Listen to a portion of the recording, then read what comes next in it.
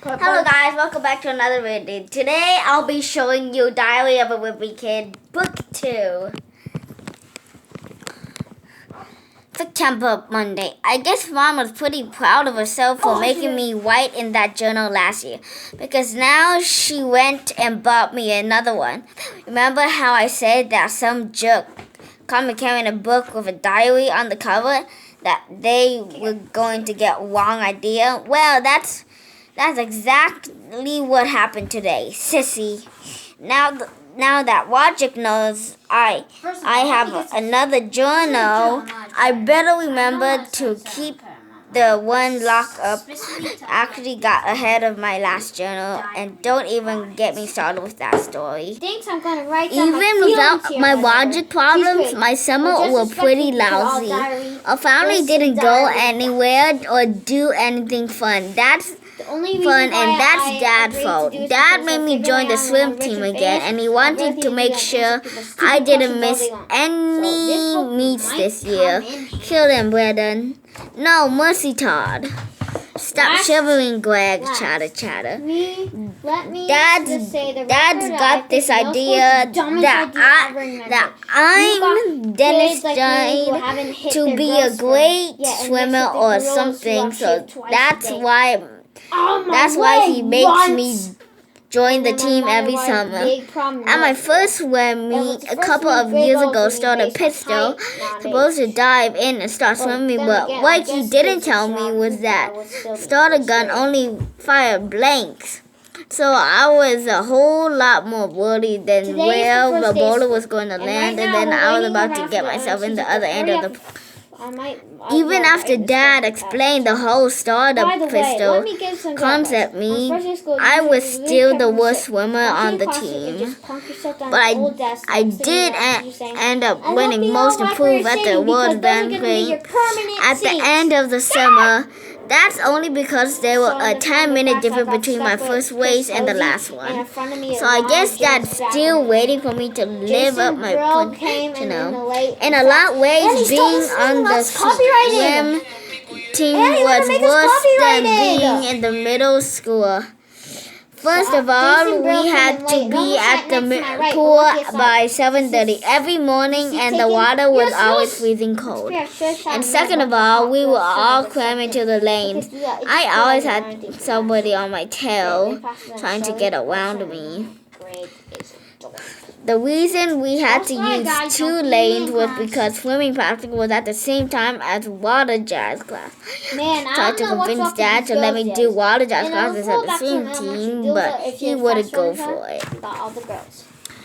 This was the first summer the coach let us boys wear swim trunks, those skippy racing trunks. But Mom said Roger can read down bathing suit was perfectly fine. After swim practice, Roger would pick me up in his band van. Mom had this crazy idea that if me and Roger spent quality time on the ride home every day, we won't fight as much, but all it did was make things a lot worse. He was always a half an hour late picking me up. He wouldn't let me sit up in front. He said the curly would run his seat even though the van is something like 15 years old. Logic's van doesn't actually have any seats in the back, so I had to squeeze in with all the band equipment. All the time the van can come to a stop. I had to pray I didn't get my head taken off by one of Logic's drums. I ended up walking home every day instead of getting a ride from Logic. I figured it was better to just walk the 2 miles than to get brain damage riding in the back of that van. Halfway through the summer, I decided I was pretty much done with the swim team. With a trick to get out of practice. I'd swim a few laps, and then I asked the coach if I could use the bathroom, then I'd just hide out in the locker room till it was over. The only problem with my plan was that it was sometimes the 40 degrees in the boys' bathroom. With me even was even colder in there than it was in the pool. I had to wrap myself in toilet paper so I don't get hipped up. That's how I spent a pretty big chunk of my summer vacation, and that's why I'm acting look forward to going back to school tomorrow. Tuesday. When I get to school today, everybody was acting all strange around me. And at first, I didn't know what was up. Then I remember I still had the cheese touch from last year. Cheese touch in the last week of school, and over the summer, I completely forgot about it. Problem with the cheese touch is that you've got it until you can pass it on to someone else. But nobody would even get within 30 feet from me, so I knew I was going to be stuck with the cheese touch for a whole school year. There was a new kid named Jeremy Pindo in Homewood, so that it took care of that problem. Welcome to our school, Jeremy.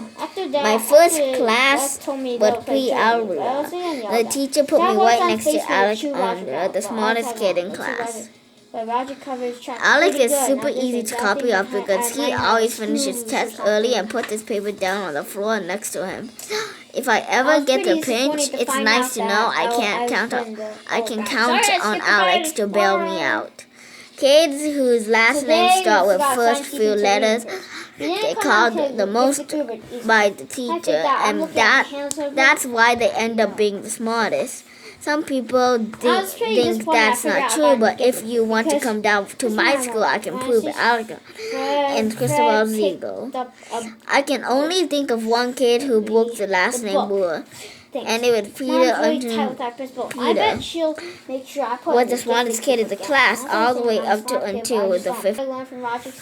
That was a bunch of us starting giving him a hard time about how his initials sounded when you said them out loud. Teacher, the answer to that question is P-U. Yeah, P-U. These days, Peter don't raise his hand at all, and he's pretty much a C student. I guess I feel a little bad about the whole PU thing, what happened to Peter, but it's hard to not take credit for whenever it comes up. It's technically my best friend, but that's what does. I started that. Anyways, today I got pretty decent seats in all my classes except period. History, my teacher is Mr. Huff, and something tells me he had logic a few years back. Mr. Huffley, you will be sitting in this chair next to my desk one day. Mom had been making me and Logic helping out more around the house. And now the two of us are responsible for doing dishes every night. The rule is that we're not allowed to watch any TV or play video games until dishes are done. But let me just say that Logic is the worst dishes partner in the world. As soon as dinner is over, he goes upstairs to the bathroom and camps out there for an hour. And by the time we come back downstairs, I'm already done. I'm ready to start. But if I ever complain to Mom and Dad, Logic always put out the same lame excuse. My body is on a schedule.